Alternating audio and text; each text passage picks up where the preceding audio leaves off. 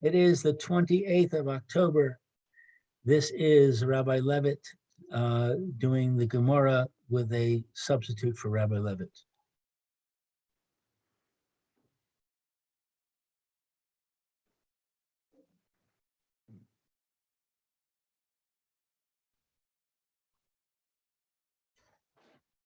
Hi. Shalom, can you hear me? Hello, how are you? Baruch Hashem, great. My name is Chaim Sendek. My name is Levitt. Nice to meet you. Thank you for coming to our aid. A pleasure to join you today. Hello, my name's Alan Marcus. Shalom, Alan. And once again, you said Lou Friedkis? Levitt, yes. Okay.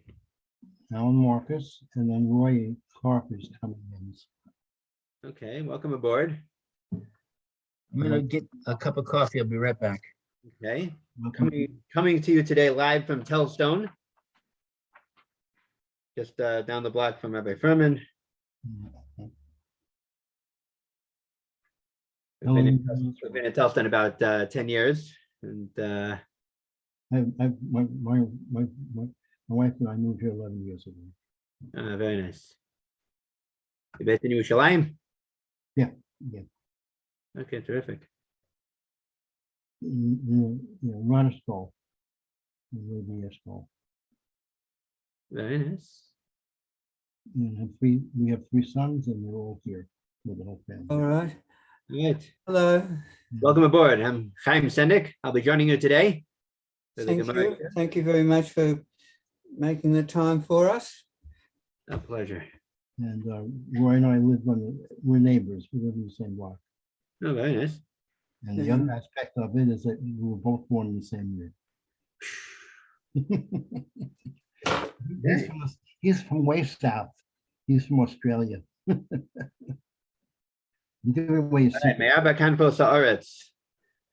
All right, if Hashem brought us together today, must be for a good reason. Happy to be here. Let's learn some Gemara. I understand we're in Bava Kama and we're holding on page Zayin Amud Aleph. Is that correct? Yes. Yes. Okay. Okay, so how does We it have work? to finish the Gomorrah. We're up to where it says Hamaka Aviv Imo. Okay, so we're almost finished with the Mishnah. Okay. I'm with you. Any volunteers to read? Yeah. Lou? Yes, I'm here. Can you hear me? Yes. Are you going to volunteer to read or not? Where's my glass now?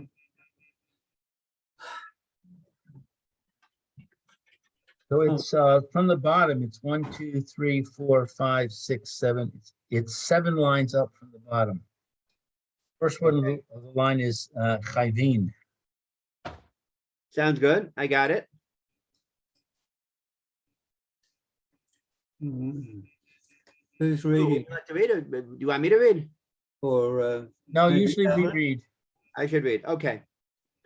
Hamakir aviv v'imo v'osa behen chabura. If one hit his father or mother and did cause a wound, or v'hachova b'chaveo b'shabos. Alternatively, another case, if one injured his fellow on Shabbos, pater mikulon, exempt from all 5 payments of chavala. Why? Mipnei shehu nidon b'nafsho, because he is liable to capital punishment. Right, on Shabbos, he did a malacha on Shabbos, he'll be chayiv skila. And one who wounds his parent, I believe, is also chayiv skila. And one who is liable to capital punishment is exempt from paying money for any result from that same act. Why is the Mishnah saying this? Because earlier in the Mishnah, we had 2 opposing cases. We talked about one who hits a parent but does not cause a wound. He would have to pay the 5 payments of chavala, personal injury. And earlier in the Mishnah, we said that one who injures his fellow on Yom Kippur, he would have to pay chavala because there's no death penalty for malacha done on Yom Kippur. So now what we just learned in the Mishnah is if he did cause an injury, the definition of a chabur, we'll have to look in Masechet Sanhedrin.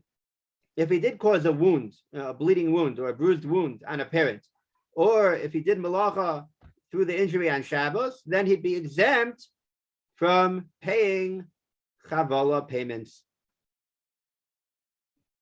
All right. One more line in the Mishnah.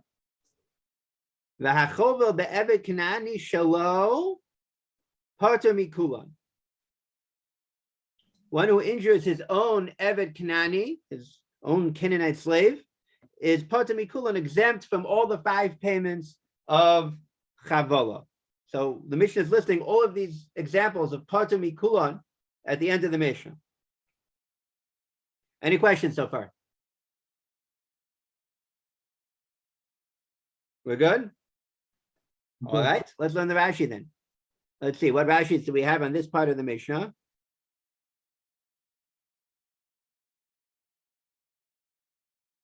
I don't believe there are any Rashis. No, we already did Chayvin L'Shalem. Yes. Okay, sounds good. So to sum up the Mishnah, we have we started with 5 types of payments for chavala, for personal injury. Nezek, tsar, ripui, sheves, boshes. Nezek is loss in value. Tsar, payment for pain. Ripui, medical expenses or doctor's bills. Sheves, loss of work. And boshes, embarrassment.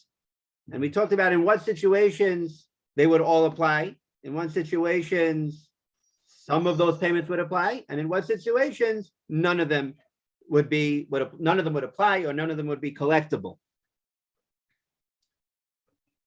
Good so far. We ready to start the Gemara? Okay. And I apologize in advance if I drop out. I've got a bad connection. Okay. We'll try to if I see your picture fades from the screen, I'll try to catch you back up. We were just summing up the end of the Mishnah, and now we're ready to start the Gemara. My connection will hold up. We'll see how it goes. Any volunteers to read the Gemara? I'll read it. Okay. You want to read it, Roy? No, that's fine. You better at reading than me. Okay. Boya mi ne Rabbi Eliezer me Rav.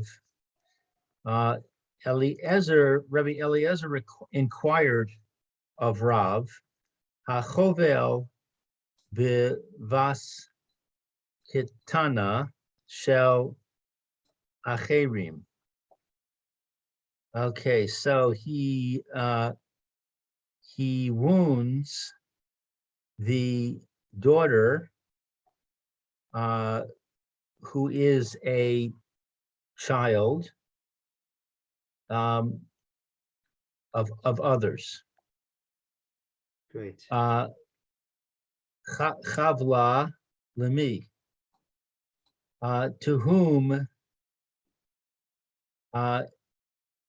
is the injury? Or to whom does the payment go? Chavala means injury, right? Right. That's And true. lemi means to whom? Right. But You're reading Rashi? no, I'm trying to infer. Obviously the injury is on the person of the daughter, right? But the question must be chavala lemi, payment for the injury. To whom does it go? Right. Okay. Mi amrinan. Do we say Good. Hevan de akne le rachamana sheves neurim la'av, since that Hashem conferred the gains of a Na'ara to her father. Let me just make one small correction, Lou. Yeah. Shevach. The Shevach in the Urim La'av. Because we're going to have both terms in this Gemara, Shevach and Sheves, here it says Shevach. Shevach means gain or profit. Right. What did I say? I think you said Sheves. Sheves is also a term we're going to need to know. Sheves means payment for loss of time at work. I see. Okay, so this means that since the gains from a young girl go to the father, Chavala Nami Vuha Have. An injury also to her father it should go. Do we say that? Do we say that because I gains, I guess that if she works and makes a profit, it goes to the father? Is that what it's talking about? Right. Her wages. Since her wages go to the father, Let's and assume therefore the money that comes from this injury should go to the father. Do we say that? Right. My timer. What would be the reason for saying that? Daha af chasa mi kaspa, because there was a lessening in her value. Let's think about that for a moment. What does the father collecting wages have to do with her lessening in value? Because she's gonna command a smaller wage, and therefore the father's gonna lose out. That could be. That could be. If somebody has an injury which is plainly visible, less people will hire her. If another possibility is we might have to expand the definition of Shevach Ne'urim. When the Torah gives, profit of the youth, Shevach Ne'urim, profit of the younger years to the father, maybe it includes not only wages, but other things as well.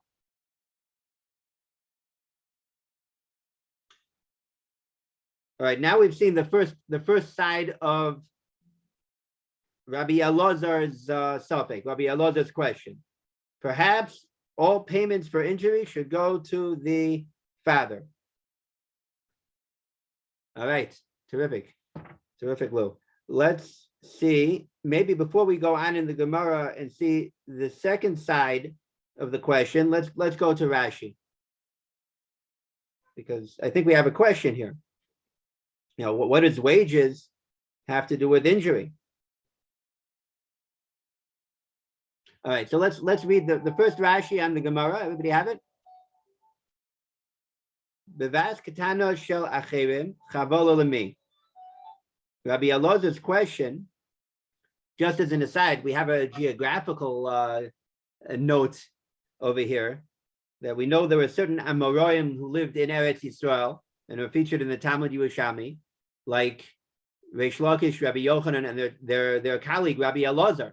Rabbi Elazar lived in Eretz Yisrael his whole life. This is a very unusual interchange, Rabbi Elazar and Rav.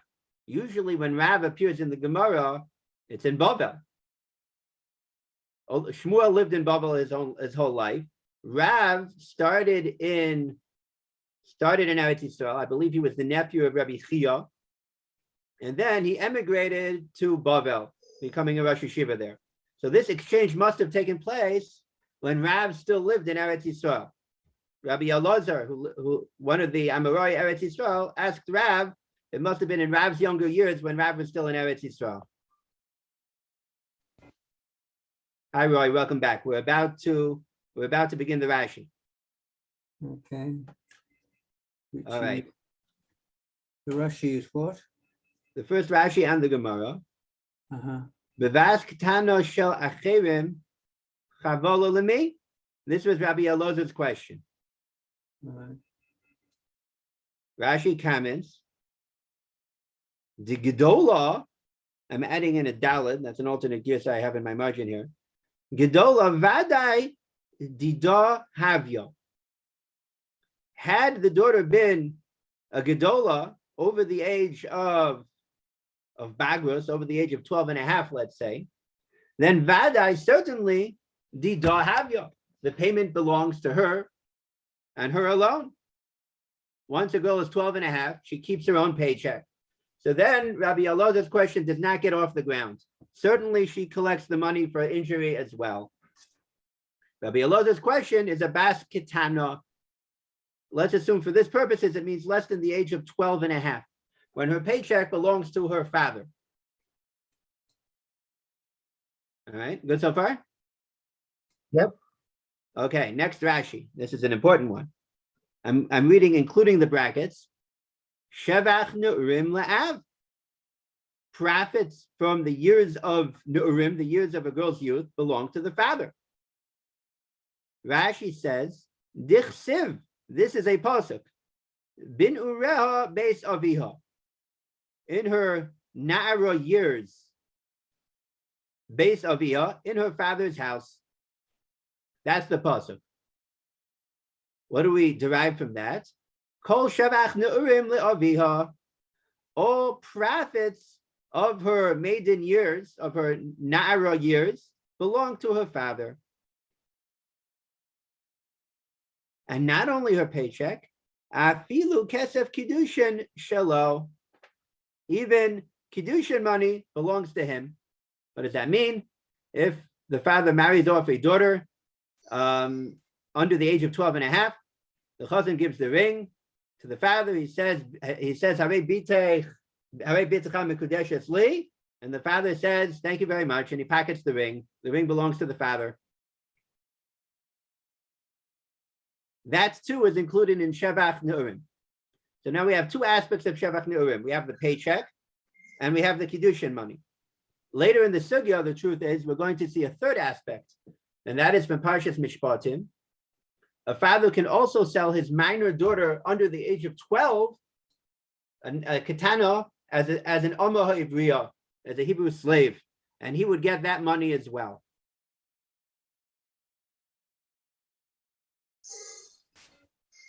Let's plug that information back into the Gemara.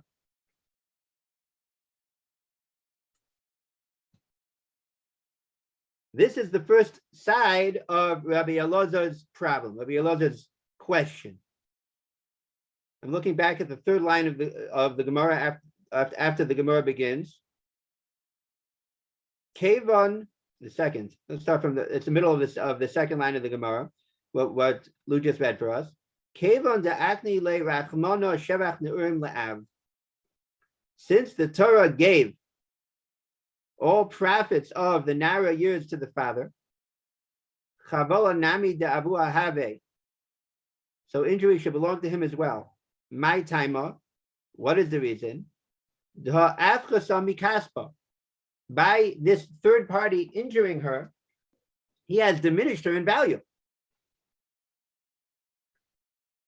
Now we understand. Now the father cannot fetch such a good price for her on the Omer Ha'ivriya market anymore.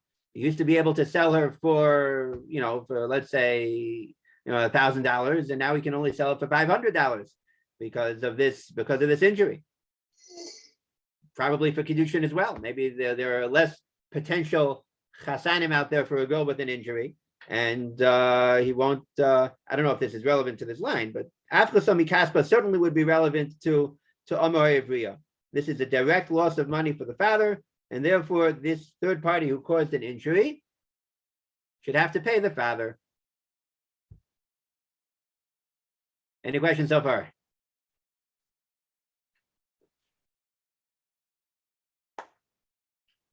All right, let's go a little further in the Gemara. We have to see the second side of Rabbi Elazar's question. Let's pick up again with O Dilma. Lou, you want to pick up again? Anybody else want to read? Right? Where is it? What did you say? I was just It's writing the down notes. 87A3, right-hand column, the very top of the Gomorrah. All right. Or Dilma Shevach Narim Hu Da'akni Le Rachamana. Or perhaps it is the gains of the girl's stage of Naras that Hashem conferred to the father. Day Be'i le mima so lo le mako shechin.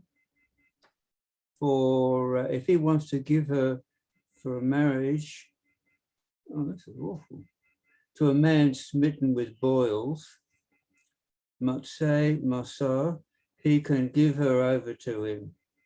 Aval Chavala, but regarding the injury payments, Kivan de Ba'i Masa Chabel Bo. Since if he wants to wound her, I don't understand all this, but if he wants to wound her, Lo Matzei Chavel, he may not wound her. Lo Kanye Le Rachamana. The merciful one did not confer to him the payments for her injury. Very good. What's going on here? What we want to know, if a minor girl got injured, who gets the money? Does the money go to the father, or do we put it aside in a trust fund for the girl herself? We know that the Torah gives the father his daughter's wages and his daughter's kiddushin money, and even he can sell her as an Amar Ivriya. So at the surface, it would seem the injury money should go to the father. Now we're saying this might be an exception. We understand that the father gets her kiddushin money because he can choose to which groom, to which suitor he wishes to marry her off. He can marry her off to the chassan who will pay the most money, even if he is distasteful to her. He has the power to increase the money that's coming in that fashion. But we said aval chavala lo matzil chavil. Injury is not in his power. He cannot artificially increase the money that she brings in by injuring her. So maybe this is outside of the category that the Torah gives him. It's outside of his purview. Since he has no control over injury, maybe he does not get any profits that come from injury.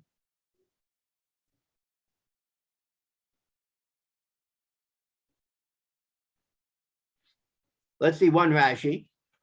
Thank you, Roy, for reading. Let's see. We have one Rashi here, I believe, at the end. No, maybe two. Two Rashis. Let's start with Rashi. The next to last Rashi and the Amud. Let's read the title.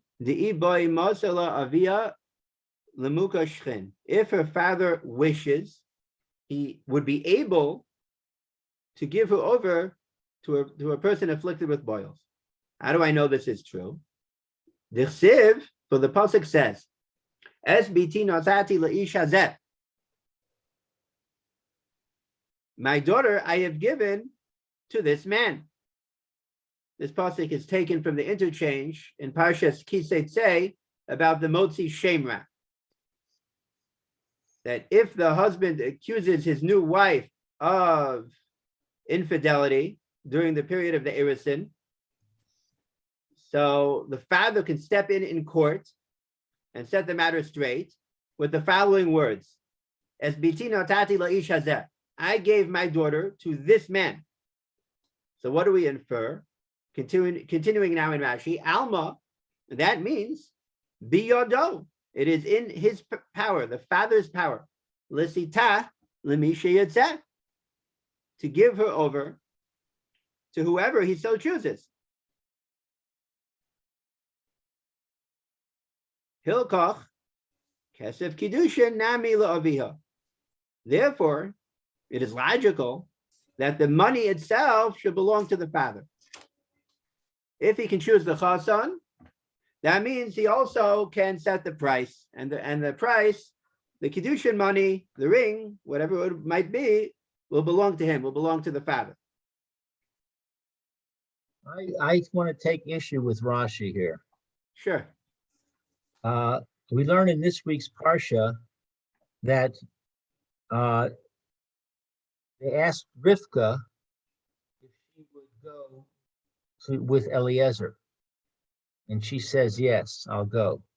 And Rashi comments on that and says, we learn from here that a woman you can't marry, you can't have a marriage unless the woman consents.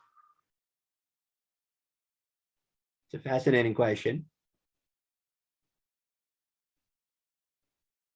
I haven't seen a question on, in print. I can think of one or two directions that might make a difference. Because at the stage of Eliezer bringing Rivka home, that's already the stage of Nisuin. It could be that the father can marry off his daughter. I don't think this is correct halacha, the truth is.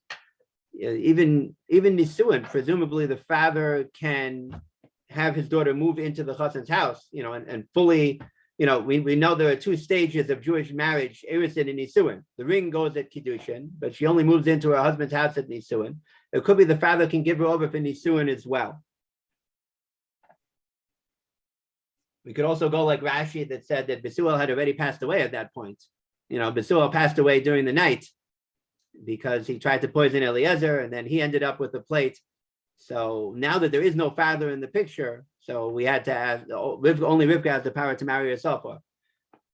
That's another possible answer. It could also be that Rashi. That's not what Rashi says. What did Rashi say? He says,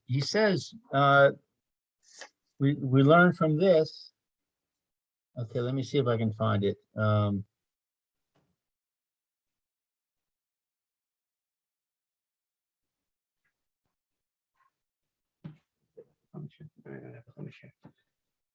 Look one or two psukim earlier in Rashi.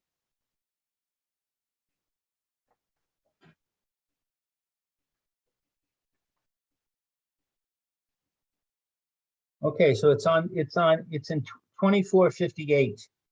Okay. She said, I will go. Of my own accord, even if you do not desire it. Ooh. No, that's not what I was looking for.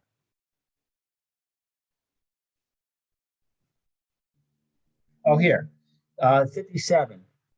And ask her. They said, let us call the girl and ask her, is the pasuk. On the phrase, and ask her, from here it is derived that a woman may not be given in marriage unless it is with her consent. Doesn't say anything about the father or anything else. It's a strong question. Certainly mitzad hamusar. It's improper. It's improper to marry off a woman without her consent. The Gemara talks about this at the beginning of the second parak of Kiddushin, parak ha'ish mekadesh. I think the Gemara says even there, asur, that it's forbidden. Asur, it would be forbidden for a father to marry off his daughter until she's old enough to say, but ploni ani rotza, I want this and this person. Right. But it would work. The Torah, we cannot deny the Torah gives a father this power. It would be a valid marriage, the Kiddushin would take effect, and the money would belong to the father. It's improper to do so. The Chachamim frown upon a father who marries off his daughter as a minor. Not only nowadays, even in the time of the Gomorrah frowned upon it. But it would work. Certainly for purposes of our Gomorrah, we're talking about who the money should belong to. The money would belong to the father. Maybe that's the right direction to go in. In terms of Musar, this is a bad idea for the father to do. The father should not marry off his daughter as a minor, but he can. And monetarily, that money belongs to him.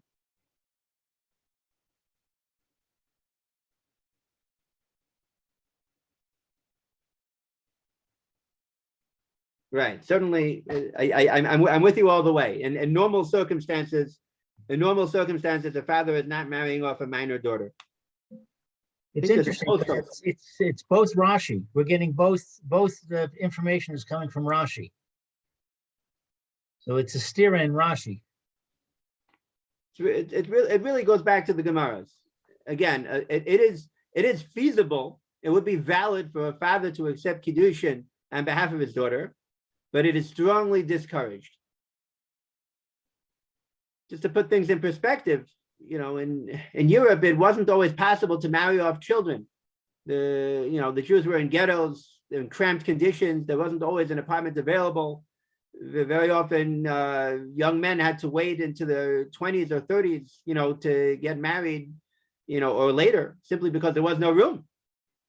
Right? If a father had both the means, to provide a dowry for a daughter and an available chosan and an available place to live, so he would grab at it. There were times in our history when the ability to make a shidduch was not taken for granted, and there needed to be an availability to marry off a daughter even under the age of 12 and a half.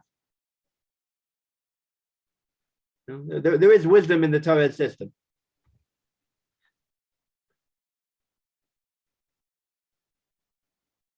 All right, let's jump back into the Gemara. What do you say? But we still have one more Rashi to do. Let's review what we were up to. This is the second half of Rabbi Eliezer's question. Perhaps even though the father gets the wages of his daughter when she is a nara, and he even gets the Kiddushin money of his daughter when she is a nara, that's because he has the ability. It is possible for him to marry off his daughter to whoever he so chooses. He can increase the money coming in. Not that he should, but he can. But chavola, of a personal injury, he has no hand in the matter. He may not injure his daughter. Let's see the next Rashi. In my Gemara, it starts on this Amud and turns on to Amud Beis. Lo motzi chavil ba. He is not able to injure her. Rashi comments, De'ein adam rashai. A person is not permitted. Lachbo bebito. It is forbidden. Deha Yisraelisi.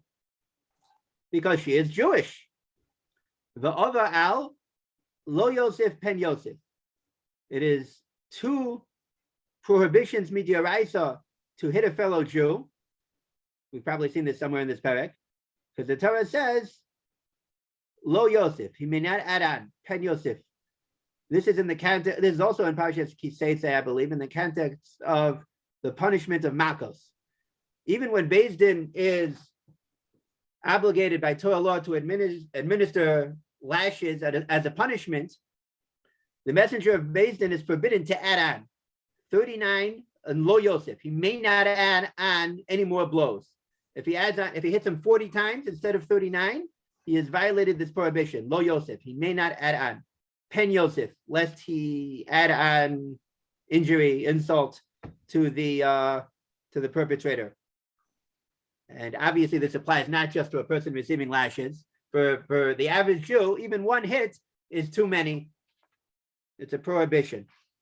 So because he cannot injure his daughter, maybe he has no right to this money. This is not money which is in his world, in his in his domain, and the money should go to the daughter. What do we say? We're good so far? Mhm. So we're saying that it is in his domain to marry his daughter. Therefore, he's entitled to the suba, but it's not in his domain to injure his daughter. Therefore, he's not entitled to the refuah. Right. You would be entitled to the Kiddushin money, but not, perhaps not to the payment for injury. Let's see the answer. We're now on the top of Amud Beis. Amar Lei. So now Rav responds, Lo zichsa haTorah la'av, ela shevach neurim bilvad. The Torah gives to the father profit of the narrow years only. It's a good trick to know when learning Gomorrah. When you have a low Elo combination, that means only. Even if they're a line apart. In this case, it's lo and bilvad. The lo is the third word on the Amud, and then one line below bilvad. Lo and bilvad, or lo and Elo, go together, and they mean only.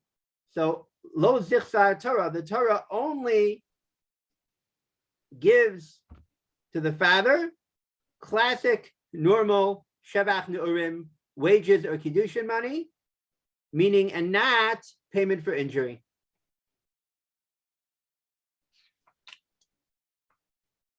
Well, if lo ella means only, then what's the word bilvad doing in there? It has the same function. Bilvad means alone. So it's. Oh, I see. I'll tell you the truth. I missed the Ella. Ella's on the end of the first. Ella's on the end of the first line. So lo Ella means only, and bilvad means alone. The Torah only gives shevach neurim alone to the father and nothing else. Thank you for that correction. Without going, the Gemara doesn't go into svaros, but let's assume she'elat chacham chasit shuva, that the question of a wise man is half the answer, and Rav accepted the svara of the second half of the question, that injury is not in his domain.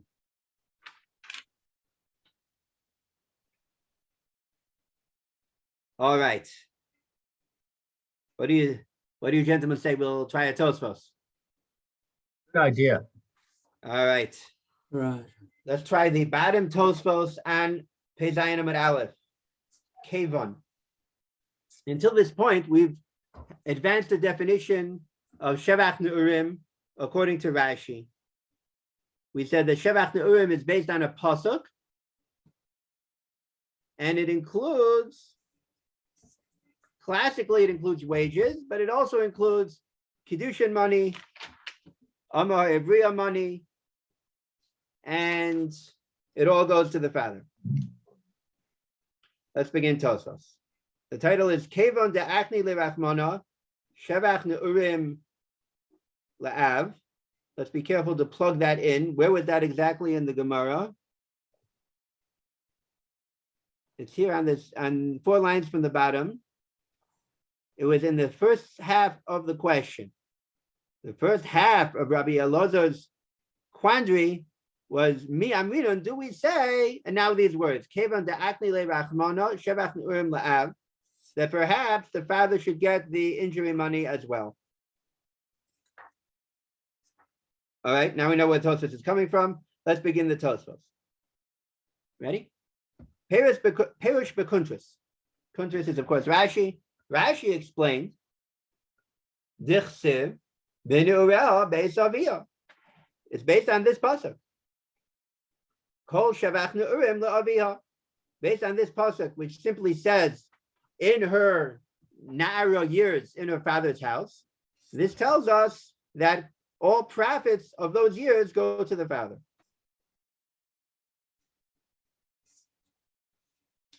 Uvishnayim ochazin, Bava Metzia Daf Yud Beis.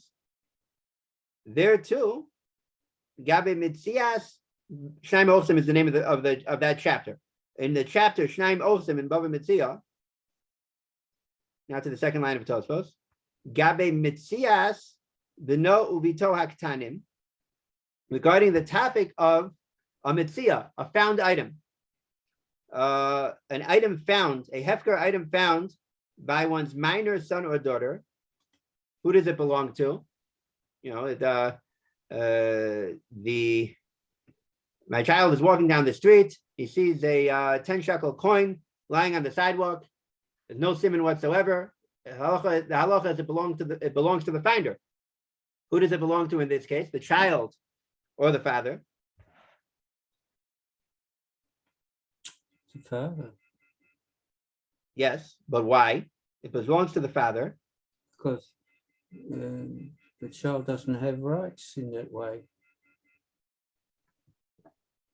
Well, we know a child can own property, right? We don't give our lulav on the first day of Sukkot to a minor child, because then it's his and it's not mine anymore, right? Then we get him his own lulav. Right. But you're correct; it belongs to the child. So stepping back into Tosfos, Hakuntris Nami Piresh, Rashi explained there too. Debito, let's say it's a daughter, Mitzi also Lavia, her found object belongs to her father. Is this word hakuntros? It looks like hakitanim. Thank you. Yes, you're correct. I read wrong. So let's try it again. Gabi Mitzias Beno Uvito Hakitanim, his minor son and daughter, Nami Perish, and I guess the word kuntras is implied, right? Rashi explains in Bava Mitzia over there, Devito Mitziosa Lavia, but why? Mishum the Shevach Neurim Liavia, for the same reason that this pasuk teaches us that all profits of the Naira years belong to the father. So Rashi in Bava Mitzia is in fact consistent with what he says here. Again, two sources for this pasuk. Our Gomorrah about injury money, possibly injury money should belong to the father based on this pasuk of Binurah Beis Aviha, and a found item. Now comes the question. The Kasha Leferusha. Question on Rashi's explanation. Diviresh Parakama de Kiddushin, at the beginning of the first parak of Kiddushin, with Elo Naros, and in the chapter named Elo Naros in Mesechas Ksuvos, Omar, over there, the Gemara says, Diahu, Bahafaras Nedarim Hu Dechsiv. That pasuk has nothing to do with money. It's talking about Hafaras Nedarim, the ability to annul vows. This pasuk is taken completely out of context. It appears in Parashas Matos. It says these are the laws of a Ne'ara Binurah Beis Aviyah. When a minor daughter between the ages of 12 and 12 and a half is in her father's home, he has the right to cancel her vows. V'lo yalfinon mehosam shar dvarim. And we may not learn out from that verse other matters, such as monetary matters. So we have a contradiction. And therefore Tosfos says, V'nira dev'chol duchti, in all of the duchte is a place, so in all of the places, the nokit that it takes, when the Gemara takes this expression of Shevach Neurim L'simona be'alma nakte.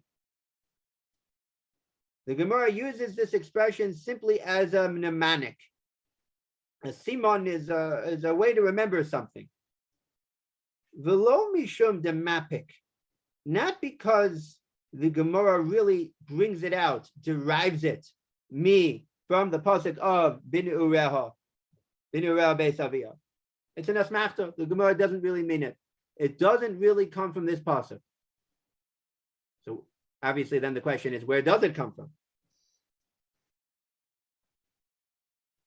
Not only that, Rashi said, the Tosfos continues, Uvishma'atin nami, and in our sugya as well. Pirish bekuntis v'sov dvarav, if we look at the end of Rashi, Dechesef kiddushin shalo. Why does he get her kiddushin money? So now he gives another reason. It's a svara. It's logic. For if he wishes, he may give her over lemenuval umukashrin, to a person who is disgusting and afflicted with boils. That's a svara. That's not a pasuk. What happened to the pasuk of binurel beis aviyah? Shouldn't that be enough? It must be Rashi isn't fully relying on the pasuk of binurel beis aviyah. Uvimitziyoso nami. What about the found object? Nami, there too. There also. La'av. Why? Mishum eva. Why does it go to the father? Because of the possibility of hatred, resentfulness.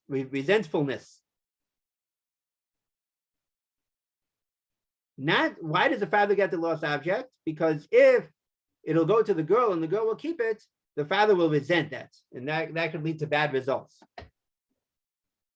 Again, not because of this pasuk of binurel beis aviyah. Tosfos, I didn't look up the Gemara in Bava Metzia, but Tosfos is asserting the Gemara says that's the reason. Kedem mefarish Gemara v'perek narash in patata. Elsewhere in Ksuvos, the chayshinon that we are afraid, shema mitoch sinah, perhaps out of hatred, shelo titin lo mitzia, that she will not give him the found object. She's walking down the street, she finds a diamond ring, platinum setting, that's worth $10,000, and she's going to keep it for herself. Maybe he'll hate her so much for that yimserena, this will do her in, and the father will in fact marry her lemenuval umukashrin, to a person who is disgusting and covered with boils. So the Torah the Chachomim would say, better, let's institute that any found object by a minor daughter should belong to the father, so that it should not cause eva, so that it should not cause resentment. We now have another source that we're not relying on this pasuk. All right, let's push ahead. Let's see if we can finish the Tosfos. And now, now our Gemara is asking, what is the law about chavala, about payment for injury, according to Rabbi Eliezer? Rabbi Eliezer is asking the question, or it should be the reverse, right? Rabbi Eliezer is asking the question regarding injury. This is a Rashi Tevot. It stands for the Afal Gav. That even though the Ein Shayach Ba Eva, even though Eva, resentment is not relevant here, no father would resent his daughter. Look, she went and got injured and she got all this money, right? That's not normal. The low kopid b'midi de ishlahu tzara. A father is not makpid. A father is not particular about a matter that involves pain, tzara b'gufayu, bodily pain, right? A father doesn't say, look, where is she going, getting all this money from? Kiri omer kamon. The Gemara itself will advance this svara coming up. Certainly the father will not have eva against his daughter for getting this money. And therefore, the reason that the Gemara gives regarding mitzia, regarding a found object, should not apply here. And therefore, perhaps the father should not get her injury payment. Mikol Malkom, perhaps, nevertheless, Roihu, it would be fitting, Leo Shalav, that it should belong to the father, Mishum de Afchasa Mikaspa. He has diminished her value. The person who made the injury has diminished her value. That's the way Tosfos explains the first side of Rabbi Eliezer's question. Again, not because of the pasuk Shevach Nirim Le'aviyah, but because the svara of Eva, the svara of how do we translate Eva? Resentment, hatred, would not apply here. That's the first half of the Gemara of Rabbi Eliezer's question in the Gemara. And then again, the second half is perhaps perhaps the fact that the value is diminished isn't relevant because he has no power to bring that value about. He cannot injure his daughter. He cannot generate that value. And in fact, Rav answers like the second possibility. The father does not get his daughter's injury payment. All right. I understand we've reached the end of the shiur for today. The topic's not done. The Gemara still has what to discuss. But okay, it's been a pleasure learning with you. Same here. Shabbat shalom. Any questions before we sign off? No. No, we're right. For the moment. Okay. Shabbat shalom uvarach. To you and to your family, thank you very, very much. A pleasure. Thank you.